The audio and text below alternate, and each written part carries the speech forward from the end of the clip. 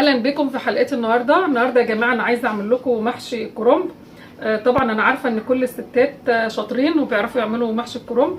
بس انا ما بقدمش اي حاجه غير لما بكون يعني عندي في مخي في حاجه عايزه اقولها في الفيديو، او معلومه عايزه يعني افيد بها الناس يعني. فانا النهارده في الفيديو دوت عايزه افيدكم بطريقه التسويه الصح، سواء لورق الكرنب او سواء للمحشي نفسه.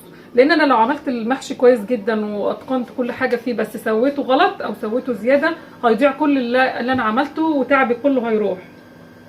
عشان كده انا جايبه الكرنبه دي والله بقى لها 3 ايام معايا بس مستنيه عشان التصوير. فانا هبدا معاكم كده على طول اشتغل. طبعا انا هعمل المحشي كله قدامكم بس انا هركز لكم بس في التسويه دلوقتي انا بجيب الكرنبه كده وبقطع الراس بتاعتها زي ما انتم شفتوا كده، وباجي بقى من هنا كده احاول كده. طبعا احنا عارفين نشيل الحاجه دي ازاي كده. طبعا انا مجهزه خضرتي والطماطم بتاعتي والبصل، كل حاجه مجهزاها. هسلق الكرنبه الاول، بحاول اشيلها كده. في حاجه تانية باقيه بحاول اشيلها برضو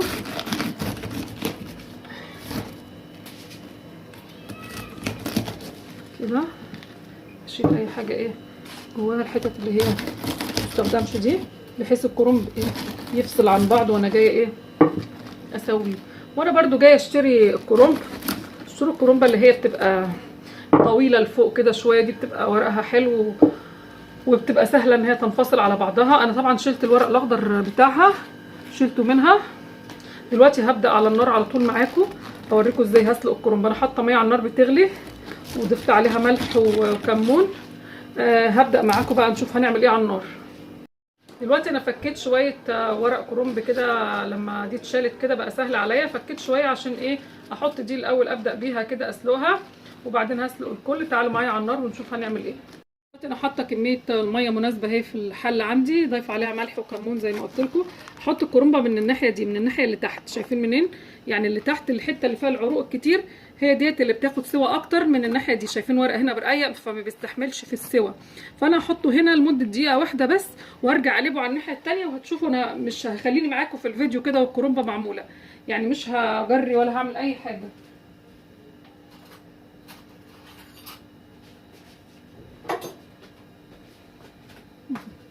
بروح متابعاها على طول كده بشوكه بمعلقه كبيره باي حاجه، اشوف وصلت لغايه ايه. شايفين هي انا ما جريتش اي حاجه في الفيديو. خلاص كده بالنسبه لي كفايه، ما اقعدش اسيبها تغلي تغلي تغلي لغايه ما الكرنبه تتهري معايا. اجي احشي المحشي ابص الاقي الورقه بتتقطع مني وانا بحشيها ومش عارفه الفها جامد ولا عارفه احشيها عدل. شايفين ما خدتش معايا نص دقيقه على الوش التاني. الوش ده مش تاخد معايا يعني اقل من نص دقيقه اهي كده. شايفينها هي في الميه اهي، ميه سخنه جدا. طبعا انا مجهزه ميه عادي من الحنفيه عادي، يعني حاطه ميه عاديه جدا اهي معايا مجهزاها عشان اول ما الكرنب بيطلع هطلعه عليها. مش محتاجه ميه بتلج ولا حاجه عشان انا مش ههري الكرنب يعني واسويه جامد وبعدين اطلعه في ميه بتلج. لا انا هسويه سوا مناسب واطلعه في الميه العاديه دي بحيث يتغسل وبحيث برضو ما ياخدش درجه حراره ازيد من اللازم. تمام. اقدر اشوف الورقه كده شكلها بقى عامل ازاي. احنا في الشتاء بقى والواحد بيستحمل البرد عادي.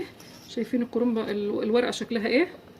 انا ممكن اسيبها شويه صغيرين خالص.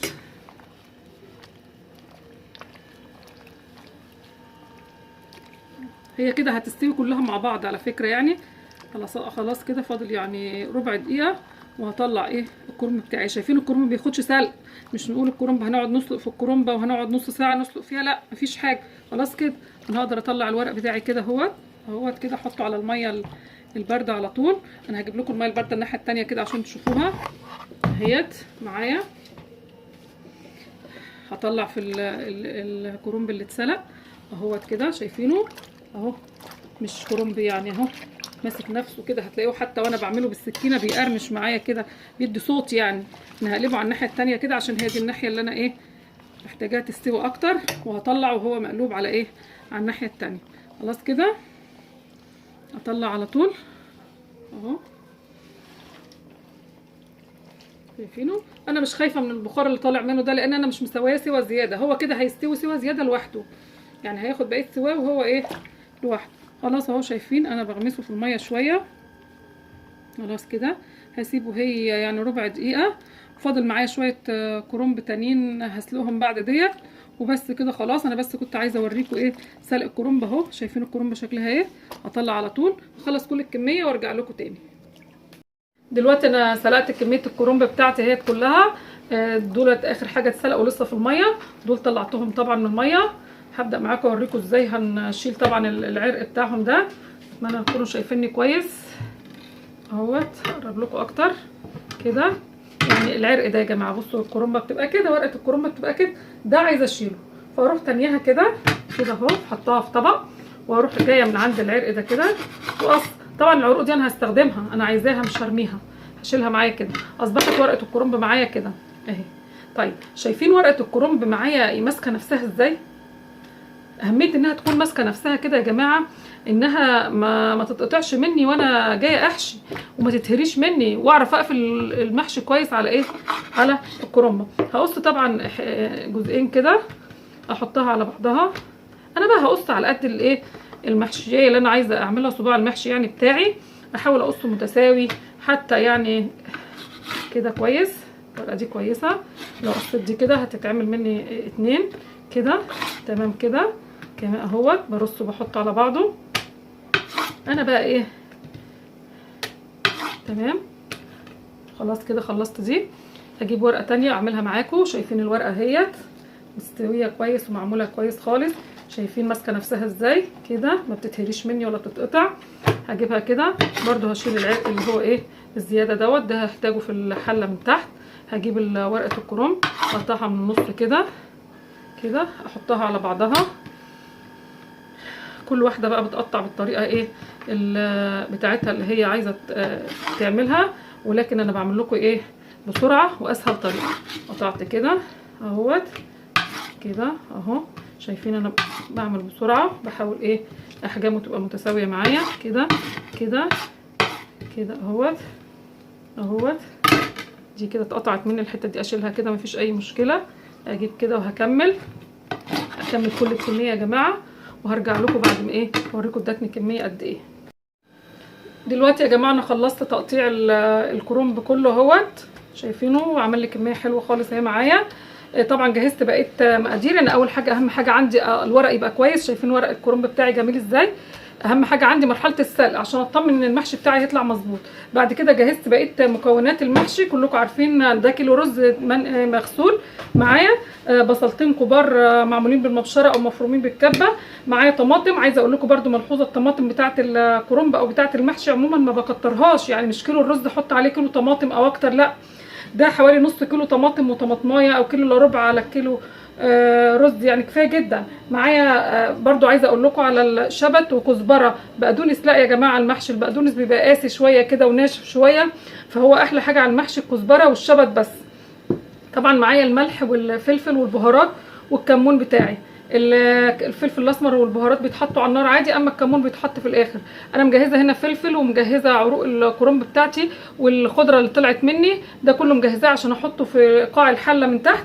دلوقتي انا هبدا اشتغل على النار ومش هتكلم خالص عشان عايزاكم انتوا عارفين طبعا بتعملوا ازاي خلطه المحشي. هنشتغل على النار. طبعا معايا سمنه، معايا زبده، معايا زيت ذره، وهشتغل على النار على طول.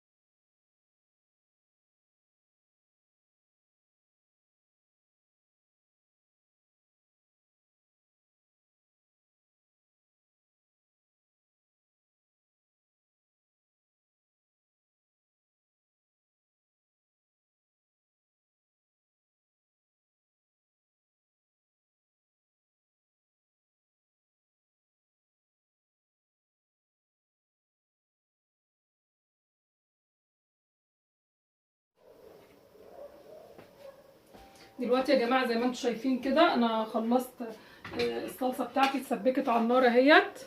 حطيت عليها قطعه زبده في الاخر، حطيت عليها ملح وبهارات وفلفل اسمر.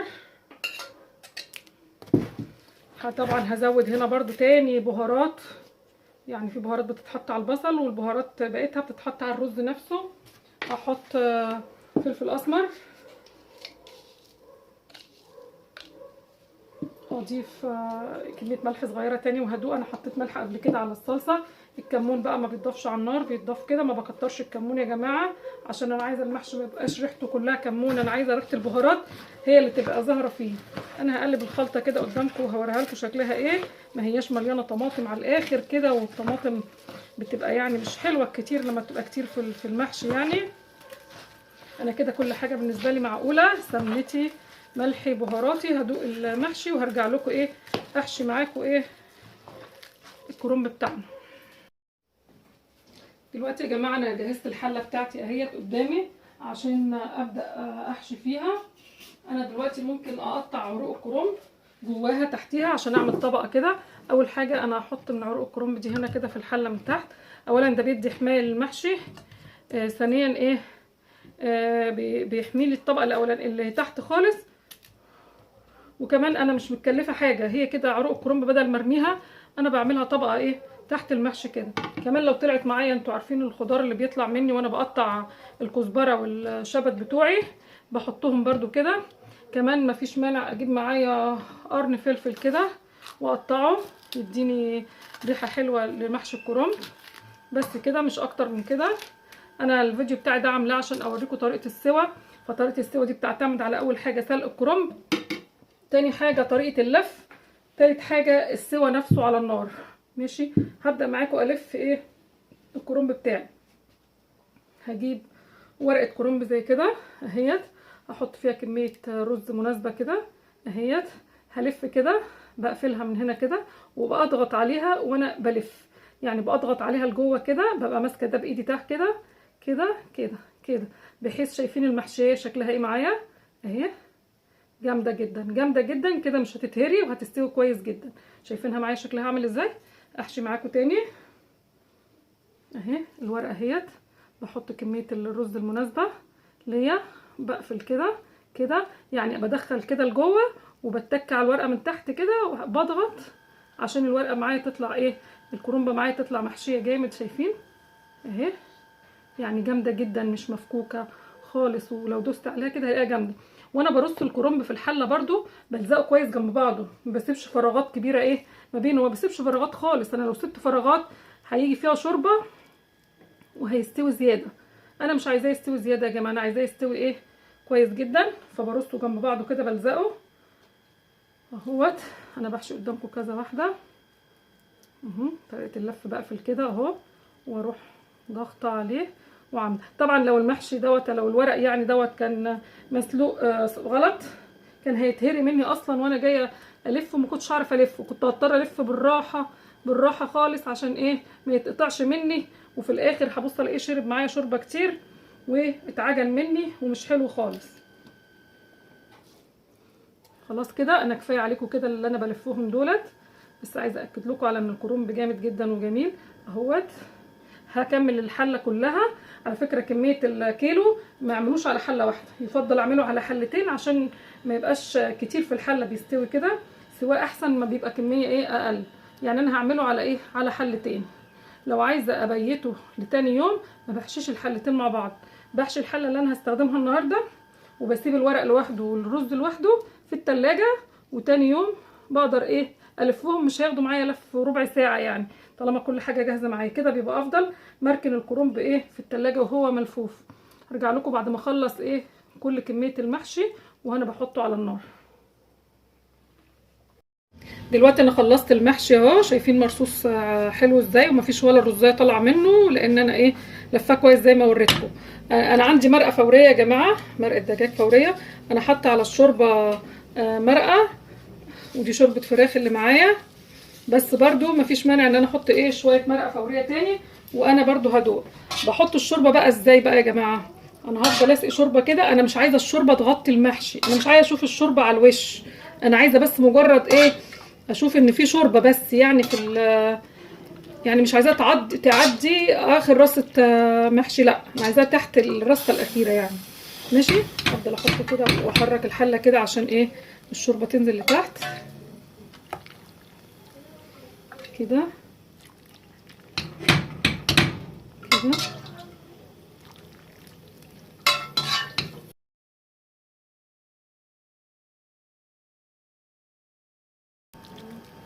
ايوه كده كفايه عليا خالص الشوربه. شايفين الشوربه فين؟ الشوربه يعني لسه ما ظهرتش، يعني هي لسه ما ظهرتش. مش هحط شوربه لغايه ما اغطي بيها اغطي المحشي، لا هي الشوربه تكون لسه ما بانتش قدامي. هي دي كميه كده مناسبه على المحشي. بعلي النار عليه واسيبه يستوي براحته. وبعد ما يتشرب الشوربه بوطي عليه، طبعا لازم اغطي كده الغطا كويس عليه واسيبه يستوي. وهعرضه لكم بعد ما يستوي، هوريكم شكل المحشي بقى عامل ازاي. دلوقتي يا جماعه المحشي استوى معايا اهوت. هو ما خدش وقت في السوا. انا عايزه الشوربه ما تبانش من فوق المحشي، ما اشوفش الشوربه طالعه كده فوق الايه، فوق اخر رصه محشي عشان ما يستويش زياده معايا. انا ممكن اجيب لكم واحده محشي كده، اي واحده يعني كده، وافتحها لكم كده تشوفوا الرز جواها عامل ازاي ومستوي ازاي، بس مش متعجن. يعني الرز بتاعها اهو مستوي جدا جدا وجميل، اقدر اكلها لكنه مش معجن اهو. اقدر الفها تاني كمان اهو. اهو المحشي معايا جميل جدا مظبوط. انا بس كنت عايزه اوصل لكم فكره ازاي تسووا المحشي الكرنب كويس وما يبوظش منكم ويفضل محتفظ بطعمه وبطعم كل التوابل والسمنه اللي انتوا حطوها عليه. اتمنى ان انا اكون قدمت لكم النهارده معلومات مفيده. اتمنى لو عجبكم الفيديو تعملوا لايك وشير وتشتركوا في القناه. شكرا لكم.